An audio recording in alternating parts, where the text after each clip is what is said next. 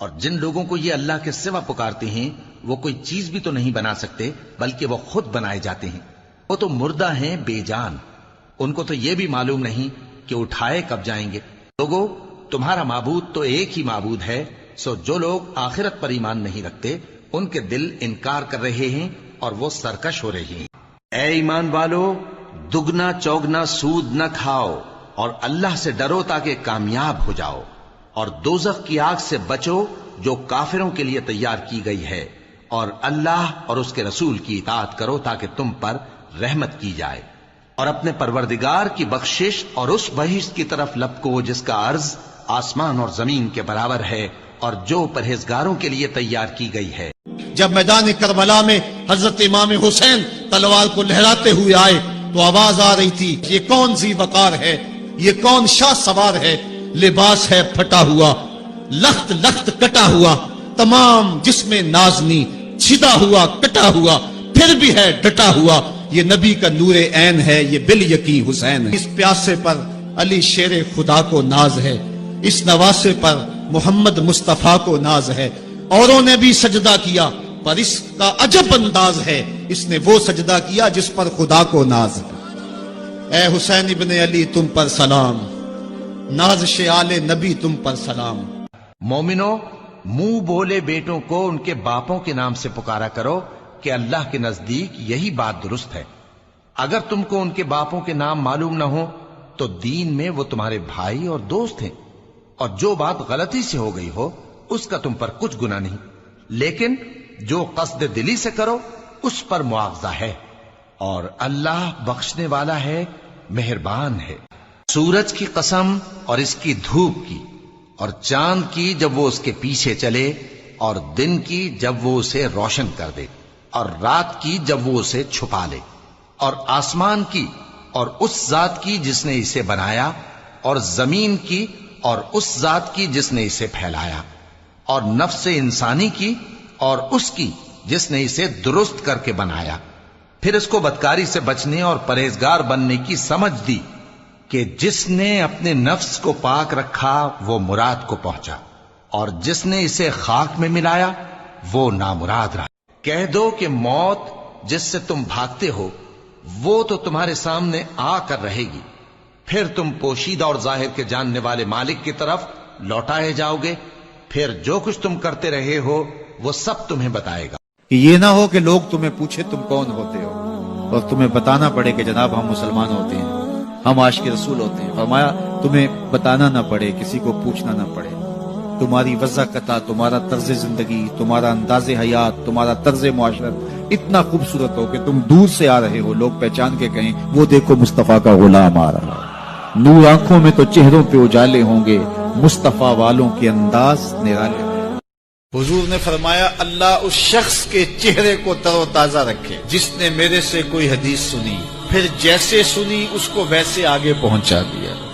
ہم نے ان لوگوں کی اسی طرح آزمائش کی ہے جس طرح باغ والوں کی آزمائش کی تھی جب انہوں نے قسمیں کھا کھا کر کہا کہ صبح ہوتے ہوتے ہم اس کا میوہ توڑ لیں گے، اور انشاءاللہ نہ کہا. سو وہ ابھی سو ہی رہے تھے کہ تمہارے پروردگار کی طرف سے راتوں رات اس پر ایک آفت پھر گئی، تو وہ ایسا ہو گیا جیسے کٹی ہوئی کھیتی. پھر جب صبح ہوئی تو وہ لوگ ایک دوسرے کو پکارنے لگے کہ اگر تم کو کاٹنا ہے تو اپنی کھیتی پر سویرے ہی جا پہنچو. سو وہ چل پڑے اور آپس میں چپ کے کہتے جاتے تھے کہ آج وہاں تمہارے پاس کوئی فقیر نہ آنے پائے، اور کوشش کے ساتھ سویرے ہی جا پہنچے گویا پیداوار پر قادر ہیں. پھر جب انہوں نے باغ کو دیکھا تو ویران، کہنے لگے کہ ہم رستہ بھول گئے ہیں. نہیں بلکہ ہم بے نصیب ہو گئے. ایک جو ان میں سمجھدار تھا بولا، کیا میں نے تم سے نہیں کہا تھا کہ تم تسبیح کیوں نہیں کرتے؟ اور جو مال تم مرد چھوڑ مرو، اگر تمہاری اولاد نہ ہو تو تمہاری بیویوں کا اس میں چوتھا حصہ ہے، پھر اگر تمہاری اولاد ہو تو ان کا 8واں حصہ ہے.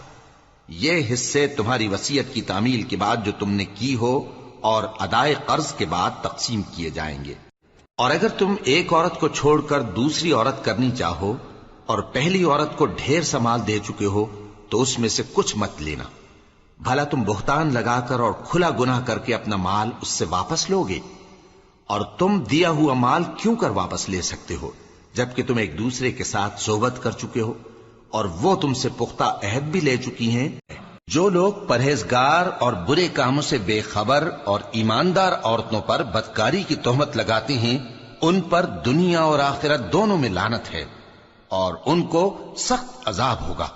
یعنی قیامت کے روز جس دن ان کی زبانیں اور ہاتھ اور پاؤں سب ان کے کاموں کی گواہی دیں گے، اس دن اللہ ان کو ان کے اعمال کا پورا پورا اور ٹھیک ٹھیک بدلہ دے گا اور ان کو معلوم ہو جائے گا کہ اللہ برحق اور حق کو ظاہر کرنے والا ہے.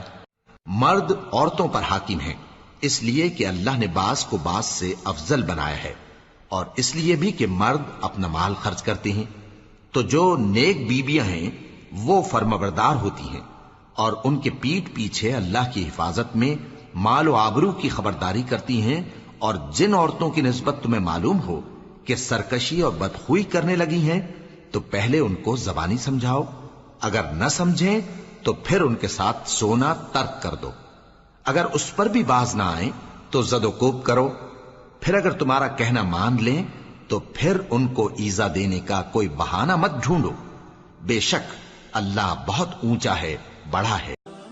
ہنسی کے پیچھے کا درد، غصے کے پیچھے کا پیار اور خاموش رہنے کی وجہ ہر کوئی نہیں سمجھ سکتا. اور اے پیغمبر، ہم نے تم سے پہلے کسی آدمی کو بقائے دوام نہیں بخشا. بھلا اگر تم مر جاؤ تو کیا یہ لوگ ہمیشہ رہیں گے؟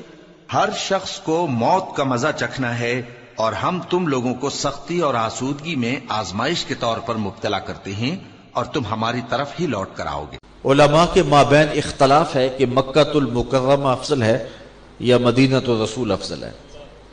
بعض نے کہا مکہ المکرمہ افضل ہے، دلائل دیے، بڑا وزن ہے دلائل میں. بعض نے کہا مدینہ النبی افضل ہے، دلائل دیے، بڑا زور ہے دلائل میں. لیکن حضرت شیخ نے ایک تیسرا مسلک بیان کیا. بعض نے کہا مکہ شریف افضل ہے، بعض نے کہا مدینہ المنورہ افضل ہے. شیخ وَأَنْتَ حِلٌّ بِهَذَا الْبَلَدِ سے دلیل لے کر کے تیسرا مسلک یہ بیان کیا کہ جب حضور مکے میں تھے تو مکہ افضل تھا، جب مدینے آ گئے تو مدینہ افضل ہو گیا. جدھر جدھر سے وہ گزرتے گئے مجد و شرف بھی پیچھے پیچھے رہا. ایک بار وہ جدھر سے گزرے ہیں نصیر، ایک بار وہ جدھر سے گزرے ہیں نصیر، بار بار ادھر سے بہار گزری ہے.